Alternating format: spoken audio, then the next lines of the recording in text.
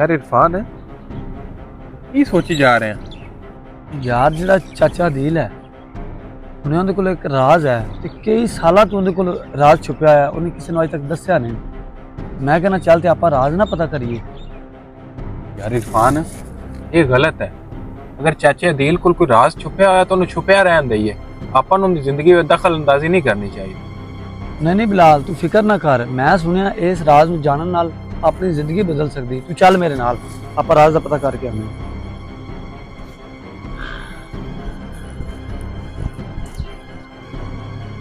ਬਾਬਾ ਜੀ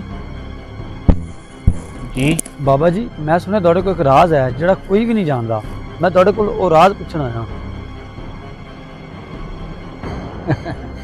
ਬੇਟਾ ਜੀ ਕੁਝ ਰਾਜ਼ ਇੰਜ ਦੇ ਹੁੰਦੇ ਨੇ ਜਿਹੜੇ ਜ਼ਿੰਦਗੀ ਨੂੰ ਬੋਝ ਬਣਾ ਦਿੰਦੇ। ਇਹ ਰਾਜ਼ ਜਾਣ ਤੇ ਤੁਹਾਨੂੰ ਕੋਈ ਫਾਇਦਾ ਨਹੀਂ। ਨਹੀਂ ਬਾਬਾ ਜੀ ਤੁਸੀਂ ਮੈਨੂੰ ਦੱਸੋ, ਮੈਂ ਰਾਜ਼ ਜਾਣਨਾ ਚਾਹਨਾ, ਮੈਨੂੰ ਕੁਝ ਵੀ ਨਹੀਂ ਹੋਵੇਗਾ। ठीक है बेटा, अगर ये तू बोझ उठा सकना है तो सुन, लेकिन याद रखी ये बोझ तेनू तनहा कर दे। ले बेटा सुन।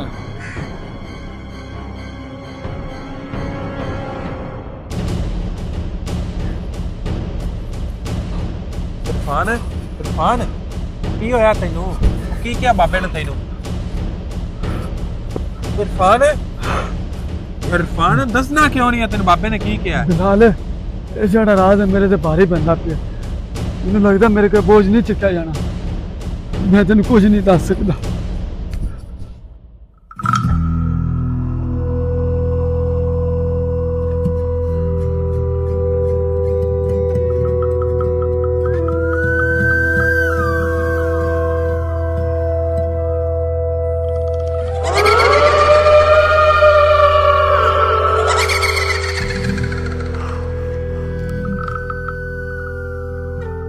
इरफान इरफान तू तू की हालत बनाई फिरना आदि की हो गया तेनू?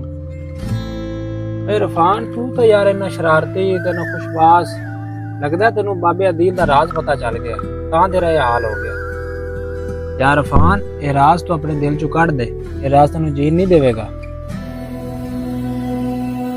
काश मैं राज ना पुछांदा, राज मेरे वास्ते अज़ाब बन गया।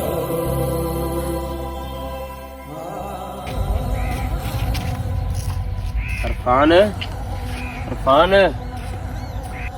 कुछ गल्लां असीं आदत जानन दी वजह तो असीं नुकसान कर बैठे। हर गल जानना जरूरी नहीं हुंदी। बाज राज इंसान दी रूह नूं बोझल बना देंदे। दूसरों के राजों को जानने की कोशिश बाज़ औक़ात हमें बोझ तले दबा देती है।